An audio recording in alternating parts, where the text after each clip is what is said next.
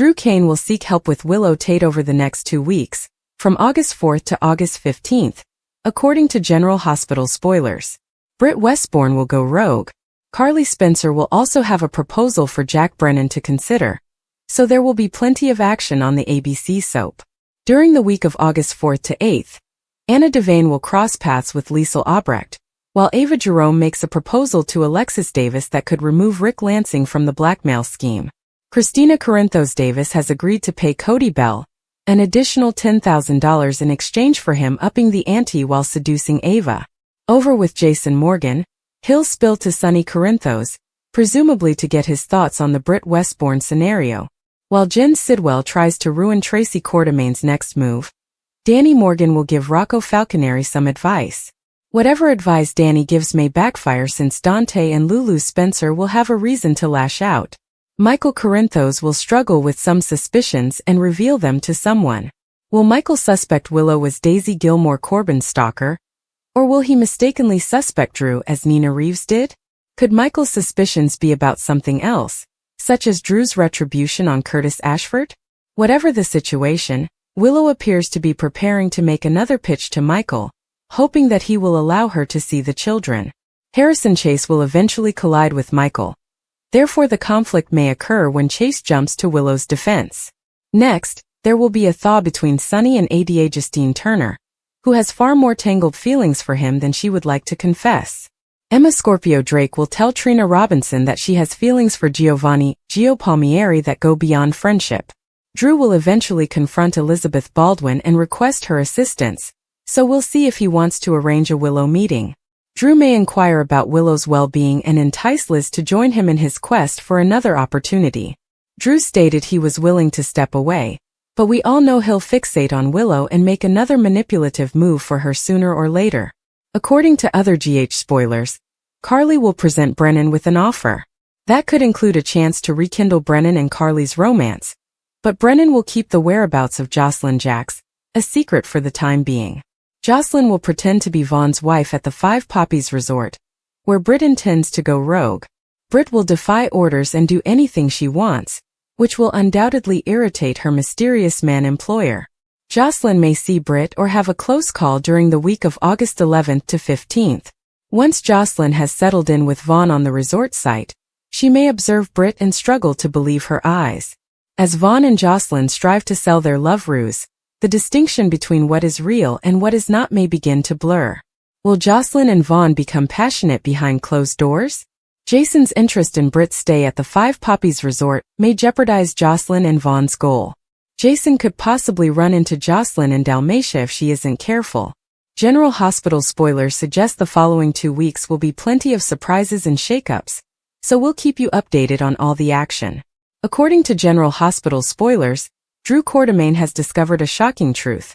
Willow Corinthos kidnapped Daisy Corinthos Gilmore on July 4th, and he is the only person who is aware of it. After Nina Reeves confronted him about Sasha Gilmore Corbin's departure from Port Charles with Daisy, Drew questioned Willow about her vacation plans, catching her in a lie about being with Nina. He now holds a risky card after discovering she snuck inside the Quartermain estate.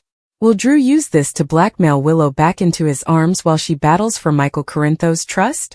Drew's discovery rocks Willow's world. Drew's discovery that Willow kidnapped Daisy while he was in DC has Facebook fans in shock.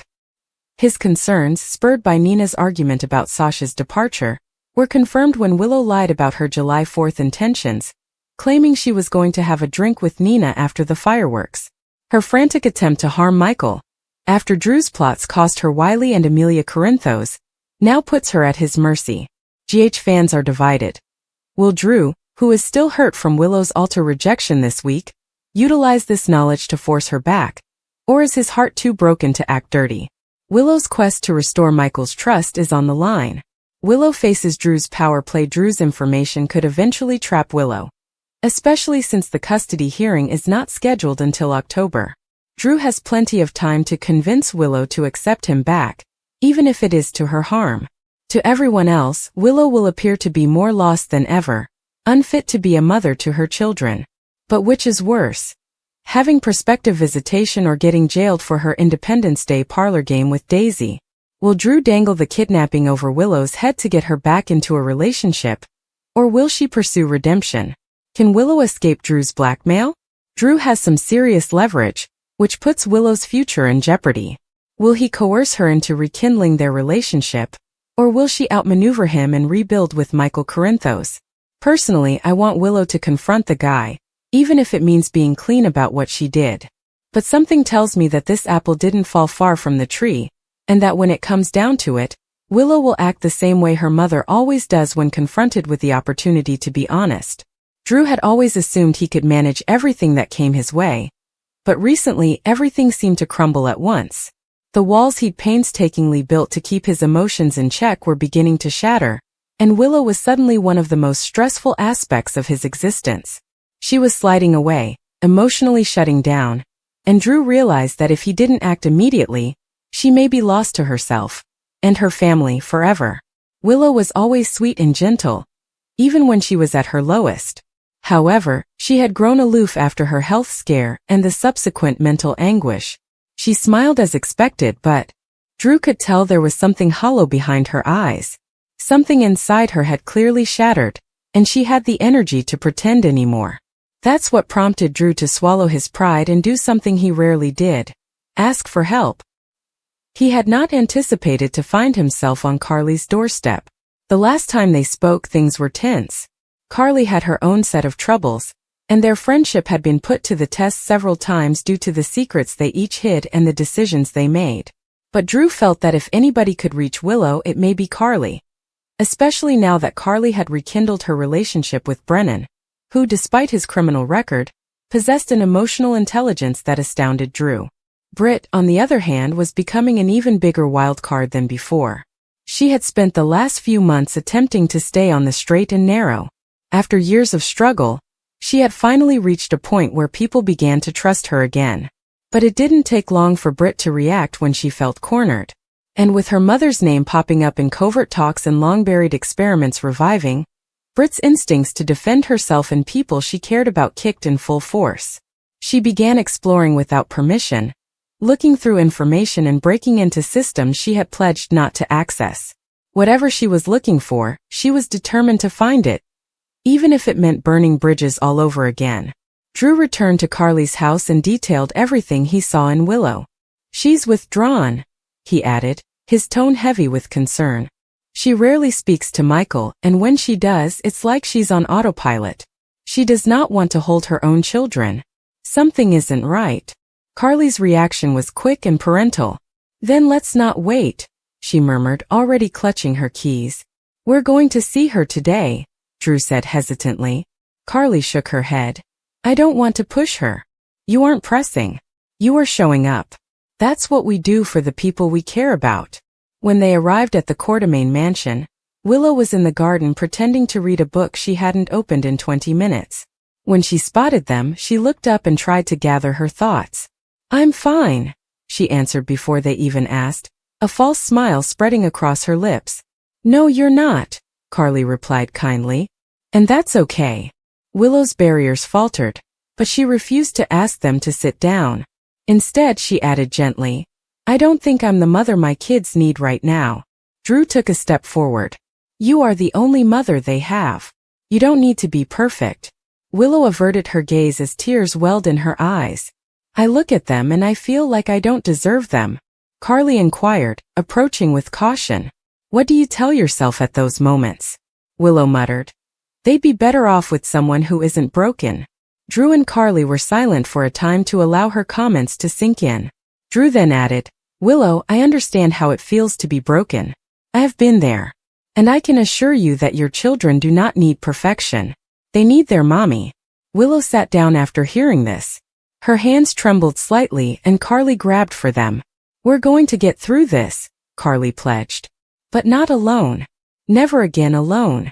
As the session progressed, Willow opened up more.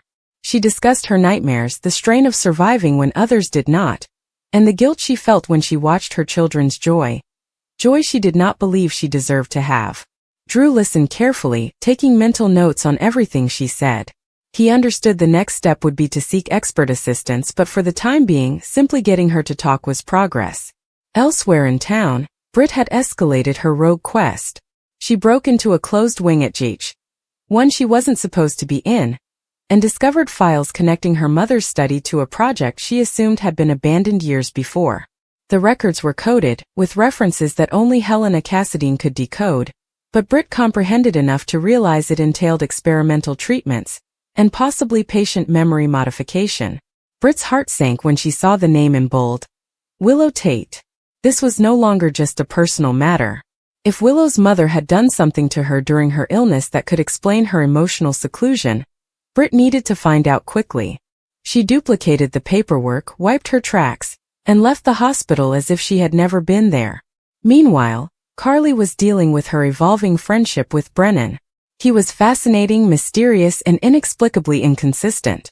After years of turmoil with Sunny, Carly thought she'd sworn off guys who lived in the shadows. But Brennan wasn't simply another bad guy. He was more clever, resourceful, and willing to relinquish power than Sunny ever was. That captivated her, and terrified her. So when Brennan arrived at her house with a proposal, Carly wasn't surprised. "Do you want to work together?" she inquired skeptically. "I want to help," Brennan said. "And I believe you know I can. Drew is under a lot of pressure right now. He's attempting to fix Willow, run his own business, and navigate your society. But what if you had someone on the outside, someone who could make movements that he cannot?" "You mean unlawful moves?" Carly replied dryly. Brennan offered a half-smile. "I mean efficient ones." Carly did not respond right away. Part of her wanted to reject the concept outright. The other portion realized he wasn't wrong. Sometimes traversing Port Charles requires more than just legal channels. "I'll think about it," she responded. Back at GH, Drew ran into Brit as she was exiting the lab. "We need to talk," she stated, clutching his arm. "About what?" "Willow." That silenced him completely. "What do you know?" "I am not sure yet," Brit said. "But I discovered something. Files I shouldn't have seen that link her to a project my mother was leading. If I am correct, it could explain what is happening to her. Or at least some of it." Drew's jaw stiffened. "Then we figure things out. Together." Brit nodded, the fire in her eyes starting. "I will not let anyone else pay for what my mother did." Drew walked out of the hospital with Brit, his mind racing with possibilities.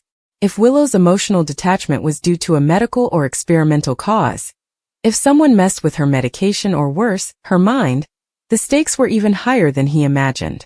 But now he had an ally, someone who could delve further than he could. Willow returned to the mansion that evening and stood over her children's cribs, watching them sleep blissfully. Something Carly had said earlier echoed in her mind.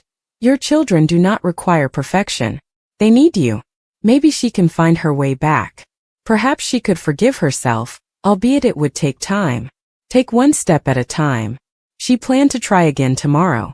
Willow had thought that her secrets would remain buried, safely tucked away in the ruins of the past, but Drew Kane was never one to leave things alone. Drew had kept his eyes and ears open since Michael and Willow's tension reached a boiling point. Drew sensed something wasn't right with Willow's abrupt emotional detachment, her restlessness around the house, and the haunted way she gazed at her children. At first, he assumed she was simply breaking under the weight of her illness, or that she was dealing with hatred toward Michael as a result of what had transpired with Nina. But the truth was more messier than he had thought. When he investigated a trail of suspicious behavior, an overheard discussion, a cryptic burner phone call, a snapshot tucked away in the back of a drawer, he discovered something explosive. Willow had recently abducted the children and gone missing for several days. Michael offered no explanation or consent. She'd simply left Port Charles, hiding behind an alias, and driven Wiley and Amelia to a rural cabin upstate. She told Michael she wanted space. But Drew discovered, thanks to some untraceable surveillance, that Willow had done something dangerously close to kidnapping. Legally, perhaps not airtight, but ethically and emotionally, Willow had clearly run away with the children. Drew knew just how to apply that knowledge. He faced her in the most nonchalant manner he could, like a lawyer setting out evidence in court, giving her just enough space to lie before confronting her with the truth. She denied it, her voice wavering as she attempted to justify her conduct. She had been scared.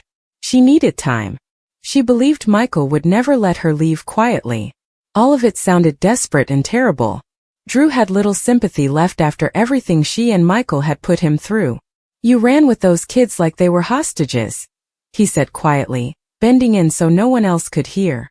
"That's not only sad, Willow. That is criminal. Do you believe a court would not see it that way?" Her quiet was an admission which he enjoyed. Willow had always appeared untouchable, too good, too noble. But now she resembled any other Corinthian woman caught up in the cycle of deceit, power, and control. Drew had just enough leverage to change her entire life. He didn't say exactly what he wanted. At first he just pledged to remain silent for now. But then came the invites. Coffee. A walk through the park. A late-night conversation under the guise of wanting closure. Each encounter was imbued with purpose, a silent demand beneath every grin. She understood the game, but she was unsure how to play it.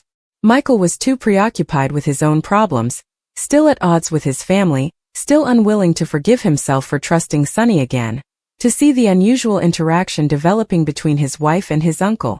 He assumed Willow was simply relying on Drew as a friend, someone who had been in their life since the beginning. However, underlying that facade was a slow-burning manipulation. Willow felt it creep in. Drew reminded her of what he knew whenever she protested. The photographs. The security footage was time-stamped. Her communications to a buddy she had confided in. He hadn't threatened her directly yet, but the connotations were plain. He could wreck her life, take her children away, and destroy any goodwill she had with Michael. Worse, a part of her believed she deserved it. She attempted to convince herself that she was doing it to protect her children. If Drew went public with the information involving lawyers CPS or Michael, that would be the end of the story. She might lose custody, be labeled unstable, or worse. So she let Drew to go closer. Allow him to assume he had one. She consented to dinners and let him hold her hand a little too long. She smiled whenever he needed her to. She was coming apart on the inside, though. Drew was not cruel. Not precisely. He wasn't pressuring her to sleep with him or threatening her directly. But the psychological weight of his blackmail weighed heavily on her every moment of the day. She felt like she was leading a double life, one version of herself attempting to preserve a frail facade of normalcy, the other stuck in a silent battle for survival. He became a shadow in her life, always arriving when she least expected it, constantly asking her if she'd thought about what they talked about. He never went too far, but he always stayed close to the edge. Willow's resistance simply made him more patient and calculated. Drew assured himself he was not the terrible person. He convinced himself that he was simply holding her accountable, forcing her to face the consequences of her actions. But this was not true. This was not about justice, it was about control. About power.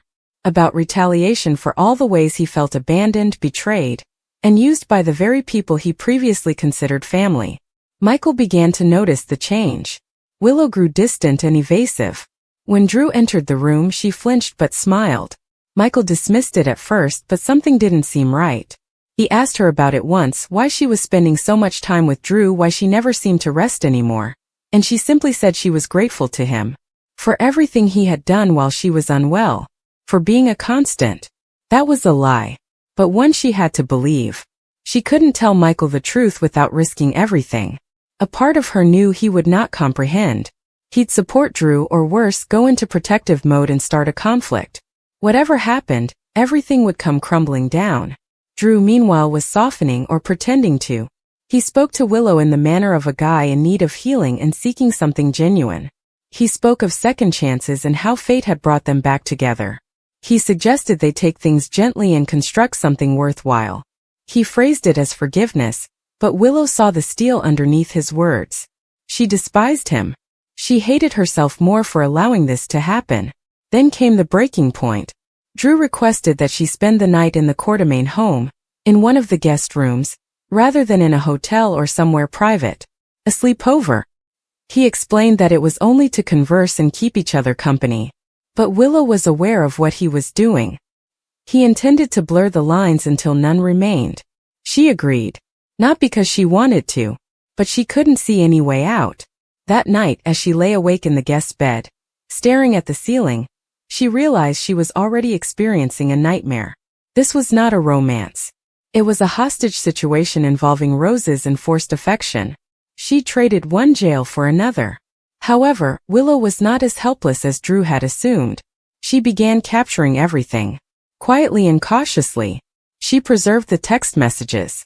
She documented every contact in which he hinted at the blackmail. She spoke with a lawyer anonymously and learned just how far Drew might go without engaging in criminal action. It offered her a sliver of hope. Her strategy was not flawless, but she was done being a pawn. The ultimate move took place during a hospital fundraiser. Drew had invited her to accompany him, calling it their first public outing. She played her part, smiling for the cameras and seeming to be his adoring friend. But before the night was out, she slipped a file into the hands of a trusted reporter, one who owed her a favor and had previously vowed to assist her if she ever needed to disappear. The file contains everything. Not just Drew's manipulation but the true story. Why she fled with the children, what she was terrified of, and how the Corinthos name had served as both a shield and a prison for her and her children. She had no idea if the reporter would publish the article, or if it would even matter. But it was the first major blow she dealt back. Drew confronted her with wrath in his eyes after learning about it days later, after whispers began to circulate in the press. But Willow refused to back down. "Not this time. You can keep threatening me," she said calmly. "But if I go down, I'm taking you with me." Drew stared at her for a long moment, mouth clenched and hands trembling. Then he walked away. Willow had no idea whether it was over or merely on pause, but for the first time in weeks she felt able to breathe. The cost had been enormous. Her marriage remained unstable. Her relationship with her children had scars. But she was free, or as close as she could get in Port Charles.